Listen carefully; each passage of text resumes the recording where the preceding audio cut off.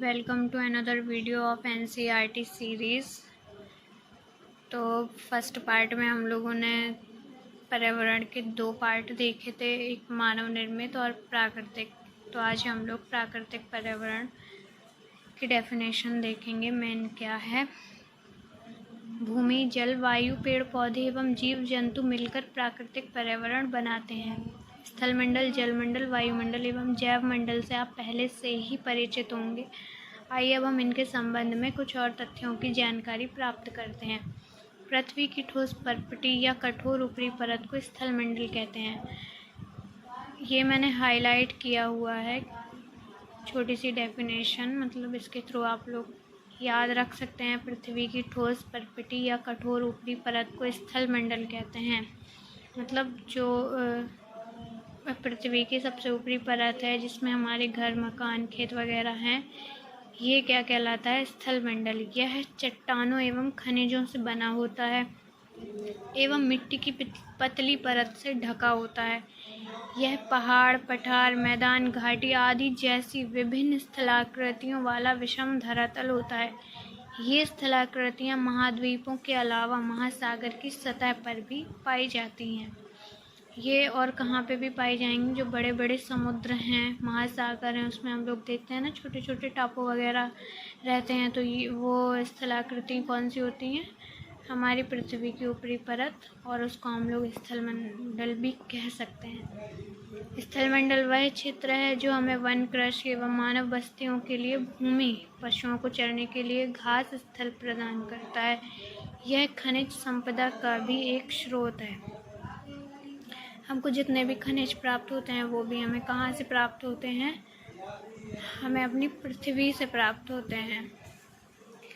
ये पर्यावरण के बारे में देख लेते हैं। इसके पर्यावरण यानी एनवायरनमेंट शब्द की उत्पत्ति फ्रेंच वर्ड एनवायरोनेर या एनवायरोनेर से हुई है, जिसका अर्थ है पड़ोस। मतलब एनवायरनमेंट का क्या अर्थ होता है?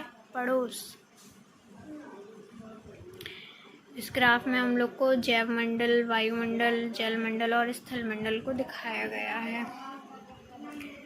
जल के क्षेत्र को जलमंडल कहते हैं, जहाँ पर हमको जल दिखाई देगा, जैसे तालाब, नदियाँ, ये सब क्या कहलाते हैं? जलमंडल होता है। यह जल के विभिन्न स्रोतों जैसे नदी, झील, समुद्र, महासागर आदि जैसे विभिन्न जलाशयों से मिलकर बनता है।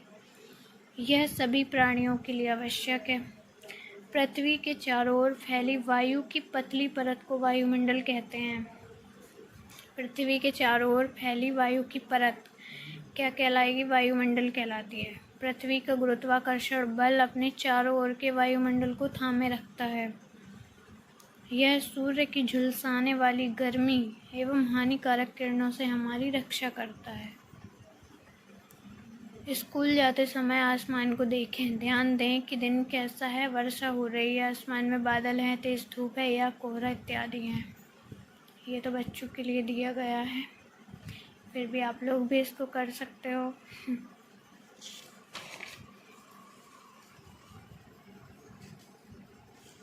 यहाँ पे हमें मोस्ट इम्पॉर्टेंट एक और डेफिनेशन देखने को मिलेगी, जो कि है पारितंत्र। वह तंत्र जिसमें समस्त जीवधारी आपस में एक दूसरे के साथ तथा पर्यावरण के उन भौतिक एवं रासायनिक कारकों के साथ परस्पर क्रिया करते हैं जिसमें वे निवास करते हैं। ये सब ऊर्जा और पदार्थ के स्थानांतरण द्वारा संबंधित है। पारितंत्र क्या है? वह तंत्र है जिसमें सारे जीवधारी एक दूसरे के साथ पर्यावरण के भौतिक और रासायनिक कारकों के साथ परस्पर क्रिया करते हैं, साथ में रहते हैं। कई प्रकार की गैस, धूल, कण एवं जलवाष्प उपस्थित रहते हैं। वायुमंडल में परिवर्तन होने से वायुमंडल में कई प्रकार की गैस, धूल के कण और जलवाष्प उपस्थित रहते हैं। वायुमंडल में परिवर्तन होने से मौसम एवं जलवायु में भी क्या होता है? परिवर्तन होता है। पादप एवं जीव जंतु मिलकर जैव मंडल या सजीव संसार का निर्माण करते हैं। यह पृथ्वी का वह संकीर्ण क्षेत्र है जहाँ स्थल, जल एवं वायु मिलकर जीवन को संभव बनाते हैं। पेड़ पौधे एवं जीव जंतु मिलकर कहाँ रहते हैं? जैव मंडल में रहते हैं।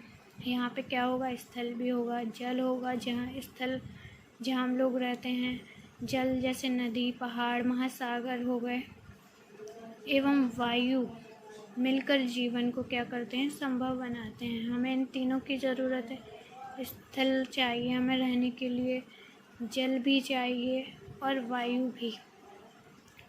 तो इन्हीं सब चीज़ों से क्या है, हमारा जीवन संभव बनता है। अगर इन तीन में से एक भी चीज़ नहीं होगी तो हम नहीं जी सकते। जल और वायु तो मेन यही पॉइंट है। पारितंत्र क्या है? रवि की कक्षा के एक एनसीसी कैंप में जेसी ने आश्चर्य से कहा, कितनी मूसलाधार वर्षा हो रही है, इससे मुझे अपना केरल याद आ गया। तुम सबको आकर देखना चाहिए कि कैसे हरे भरे खेतों एवं नारियल के बागानों में लगातार बारिश होती रहती है। तभी जैसलमेर के रहने वाले हीरा ने आश्चर्य से कहा, हमारे यहाँ वर्षा होती ही नहीं है, हमें तो दूर दूर तक केवल कीकर एवं रेत ही नजर आती है, लेकिन वहाँ ऊँट भी तो मिलते हैं। रवि ने कहा,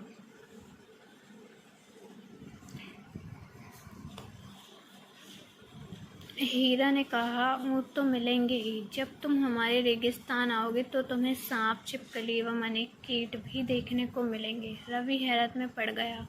विभिन्न स्थानों पर पाए जाने वाले जीव जंतु, वनस्पति एवं लोगों के रहन सहन के तरीके इतने भिन्न क्यों हैं? क्या सभी का एक दूसरे के साथ संबंध है? बिल्कुल संबंध है, शिक्षक ने कहा। सभी पेड़ पौधे, जीव जंतु एवं मानव अपने आसपास के पर्यावरण पर आश्रित होते हैं। प्रायः वे एक दूसरे पर भी आश्रित हैं। जीवधारियों का आपसी एवं अपने आसपास के पर्यावरण के बीच का संबंध ही पारितंत्र का निर्माण करता है। ये मैंने आपको पहले भी बताया है। अभी जीवधारियों का आपसी एवं अपने आसपास के पर्यावरण के बीच का संबंध पारितंत्र कहलाता है। अधिक वर्षा वाले वन, घास स्थल, रेगिस्तान, पर्वत, झील, नदी, महासागर एवं छोटे से ताल का भी एक पारितंत्र हो सकता है। प्रत्येक वर्ष 5 जून को क्या मनाया जाता है? विश्व पर्यावरण दिवस मनाया जाता है। क्या आपको लगता है जिस पार्क में रवि एवं उसके मित्र खेलते थे वह भी एक पारितंत्र बनाता था? जी बिल्कुल। फर्स्ट पार्ट में हम लोगों ने देखा था रवि और उसके मित्र जो बात कर रहे थे अपने पार्क की कि वो मिट जाएगा, ये वो, तो क्या है, वो भी एक पारितंत्र बनाता था। अब है मानवीय पर्यावरण, तो इसको अगले पार्ट में हम लोग करेंगे। So thank you. अगर आपको ये सेशन पसंद आया हो तो प्लीज़ लाइक करें और सब्सक्राइब करें।